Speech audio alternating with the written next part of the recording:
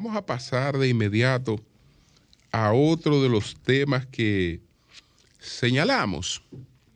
Miren, nosotros estuvimos el pasado, fin de semana, el pasado viernes, nosotros estuvimos haciendo nuestro programa desde UTESA. Nosotros estuvimos en UTESA, ¿no? En el centro de convenciones de la Universidad UTESA, donde estaba reunido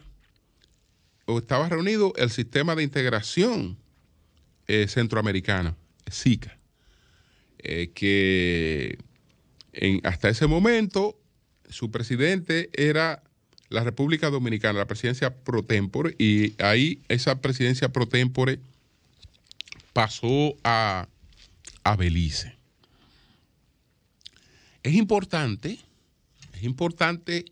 que sepamos el valor que esto tiene. El valor que esto tiene porque Centroamérica, y ahora con el acompañamiento por la cuestión esta del Tratado de Libre Comercio, de la República Dominicana y de otros países como Belice que no están justamente en el istmo centroamericano, pero que confluyen intereses y eso da una mayor fortaleza. Centroamérica trata de volver a lo que fue, pero con unos nacionalismos atenuados y una gobernanza que, si bien es cierto, reconozca o reconoce la independencia de cada una de las antiguas provincias de la Capitanía General de Guatemala, porque es importante esto, esos países eran un solo país. Ese solo país era la Capitanía General de Guatemala. Y entonces las provincias de la Capitanía General de Guatemala, iniciando por El Salvador, se fueron declarando independientes.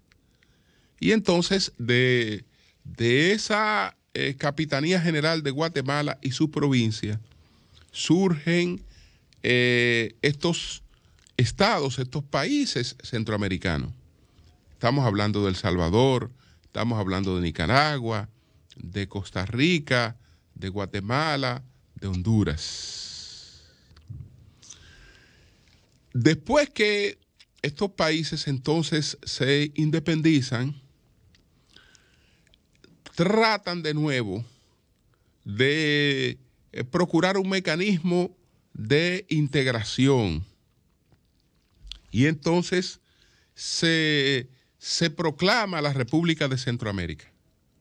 La Unión de República, una especie de Estados Unidos de Centroamérica, manteniendo autonomías, etcétera. Pero eso realmente colapsó hasta el año de 1951, cuando se fundó la ODECA, que fue la ODECA era la Organización de Estados Centroamericanos. Y la ODECA se proclama con la Carta de San Salvador en el año de 1951. ¿Qué pretendía la ODECA? La ODECA no era otra cosa que una readaptación al orden económico y social que había surgido a partir de la Segunda Guerra Mundial. Y mirando el espejo de Europa, el espejo de integración de Europa, que con el Plan Marshall,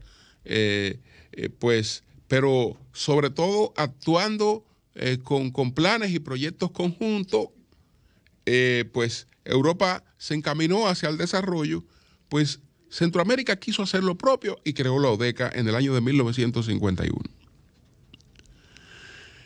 Pero ustedes saben que a final del año de 1951 y después de terminada la Segunda Guerra Mundial, entramos en la etapa conocida como la etapa de la Guerra Fría, en la que Estados Unidos y la Unión Soviética no tuvieron confrontaciones directas en su territorio, pero siempre estuvieron auspiciando conflagraciones. Es decir, la Guerra Fría no quiere decir que no se peleara, que no hubieran guerra, sino que no había guerra directamente que afectaran los territorios de la antigua Unión Soviética y de los Estados Unidos de América. Y estaba entonces el tema ideológico. Fíjense que la ODECA se funda en el 1951. Pero en el 1959 la Unión Soviética adquiere un satélite en la región con el triunfo de la Revolución Cubana, que en principio era una revolución totalmente financiada por la Unión Soviética. Y pues en ese rol viene el hecho de que en cada uno de los países centroamericanos, como ocurrió en otros países de América Latina, entonces fueron surgiendo movimientos guerrilleros que pretendían emular el sistema cubano y reproducir el sistema cubano.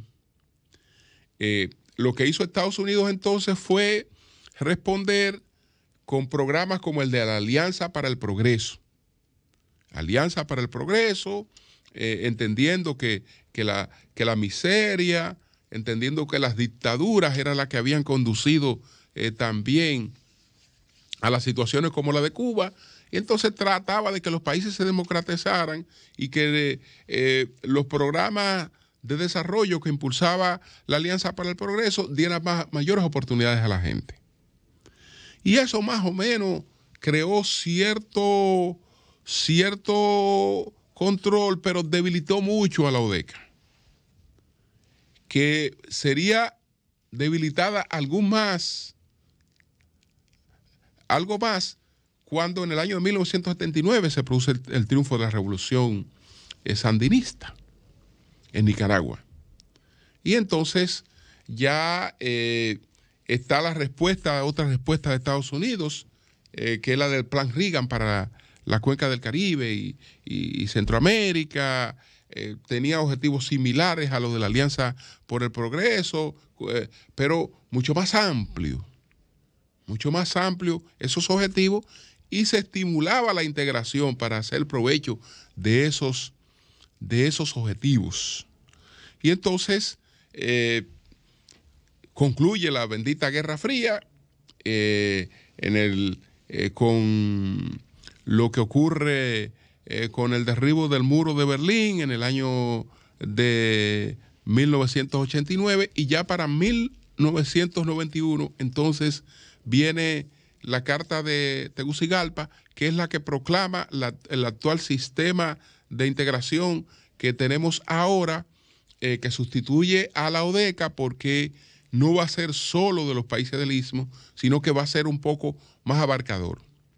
Lo que nos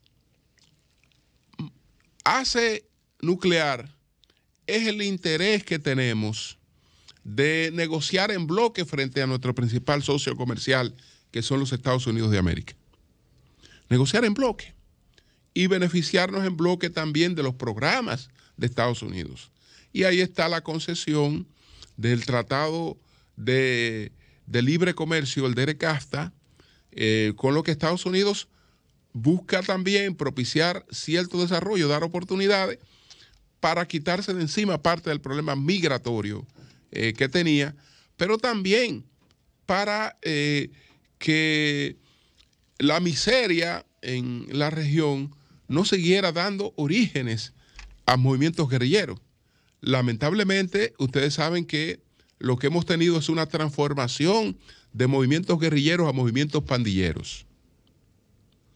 No es extraño que las maras originen en Centroamérica, porque las maras no son otra cosa que una distorsión ideológica de lo que antes había.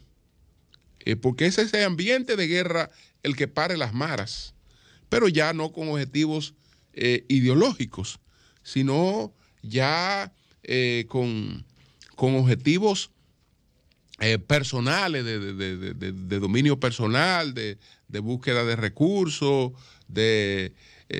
etcétera, etcétera. Entonces, eso también es otro factor que está en medio de todo esto. No obstante, señores, no obstante, yo creo que la República Dominicana, pues, hace bien en ser parte de ese mecanismo. El mecanismo hoy está debilitado, pero no está debilitado por la República Dominicana o por otros países, está debilitado porque de sus 8 presidentes hay 2 que están en estos momentos prácticamente aislados de la comunidad internacional. Y aunque tenga representación en esos organismos, aunque participen, no es lo mismo. No es lo mismo porque son gobiernos que se manejan al margen de toda normativa internacional. Entonces eso debilita mucho el mecanismo de integración, pero no tenemos de otra.